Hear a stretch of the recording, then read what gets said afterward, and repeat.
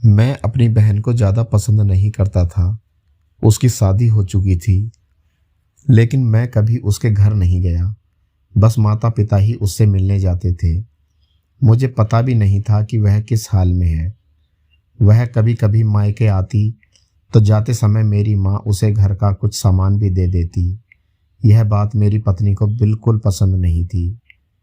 जब भी मेरी माँ ऐसा करती, मेरी पत्नी आकर मुझसे शिकायत करने लगती कि तुम्हारी माँ तुम्हारी कमाई कैसे उड़ा रही है।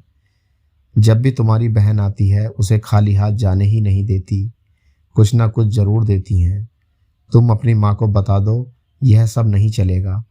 पत्नी की बातें सुन सुनकर मुझे भी गुस्सा आ गया। मैं माँ के पास गया और कहा, माँ, यह सब क्या है? जब भी बहन घर आती है तुम कभी साबुन, कभी चावल का थैला, तो कभी दालें, सब कुछ उसे देती रहती हो। मेरी कमाई तुम ऐसे दूसरों में उड़ाओगी तो तुम्हें भी इस घर से निकाल दूंगा। बहन ने मेरी और माँ की बातें सुन ली।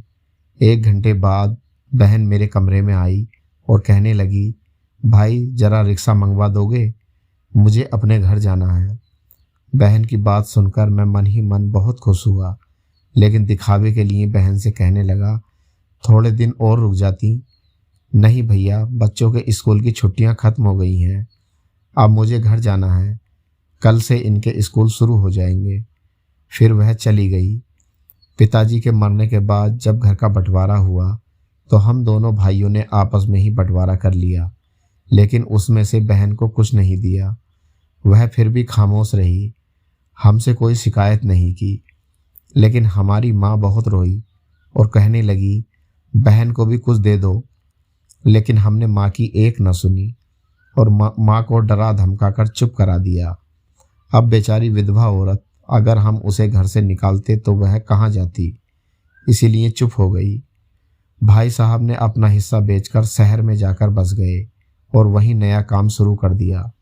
हमने अपनी बहन के साथ जैसा व्यवहार किया था उसकी सज़ा तो हमें मिलनी ही थी। भाई साहब का कारोबार बर्बाद हो गया और वह मजदूरी करके अपना पेट पालने लगे। मेरे बड़े बेटे को भी टीबी हो गया। उसके इलाज में लाखों रुपए खर्च हो गए। जो भी मेरे पास था सब कुछ खत्म हो गया और मुझे कर्ज लेना पड़ा। हाल इतना बुरा हो गया कि खाने के लिए भी पैसे नहीं थे। घर में कुछ राशन नहीं था। मैं कमरे में अकेला बैठा सोच में गुम था कि मेरी बहन घर आ गई। उसे देखते ही मेरी पत्नी कहने लगी, आ गई मनहूस। बहन को देखकर मैं भी गुस्सा हो गया, लेकिन अपने गुस्से को दबा लिया। वह मेरे बच्चे के पास गई, उसे देखा और फिर मेरे पास आकर बैठ गई। मेरे भाई, क्या तुम परेशान हो? यह कहते हुए उसने मेरे सर पर हाथ फेरा। बड़ी बहन हूँ तुम्हारी, तुम मेरी गोद में खेले हो। अब देखो, अपनी बहन से भी बड़े हो गए हो कि बहन को कुछ नहीं बताते, अपना दुख भी नहीं बांटते। यह कहते हुए उसने अपने सोने के कंगन निकाले और मेरे हाथ पर रख दिए और कहा, मेरे भाई परेशान ना हो, यह कंगन बेच दे, अपने घर का राशन ले आ, अपने बच्चे का इलाज भी करा लेना, और पैसों की ज़रूरत हो तो बेझिझक कह देना अपनी बहन से। मैं तुम्हें इस हालत में नहीं देख सकती। और हाँ, जाकर नाई से अपनी दाढ़ी भी बनवा लेना, देख कितनी बढ़ गई है।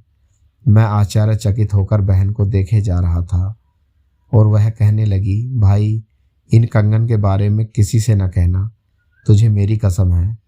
फिर मेरे माथे को चूमा और कहने लगी, चल अब मैं चलती हूँ, तेरे जीजाजी और बच्चे आते ही होंगे, फिर आऊँगी। मैं पहली बार उसे घर के बाहर तक छोड़ने आया। मैंने देखा कि उसकी पैरों की चप्पल भी टूटी हुई थी। उसने कपड़े भी वही पुराने पहने हुए थे। मैं बस देखता ही रह गया।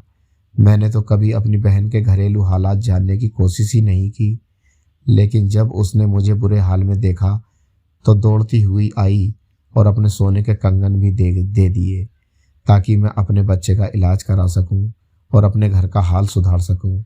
मैं सोचने लगा और मेरी आंखों से आंसू बहने लगे कि हम भाई भी कितने मतलबी होते हैं, अपनी बहनों को पल भर में ही बेगाना कर देते हैं और बहनें अपने भाइयों का जरा सा दुख भी बर्दाश्त नहीं कर पाती। मैं उसके कंगन अपने हाथों में पकड़कर जोर जोर से रोने लगा। दोस्तों, आपकी बहन अपनी ससुराल में न जाने कितने दुख सह रही होगी। कुछ समय उसके पास बैठकर उसका चाल जानने की कोशिश जरूर करना। शुक्रिया।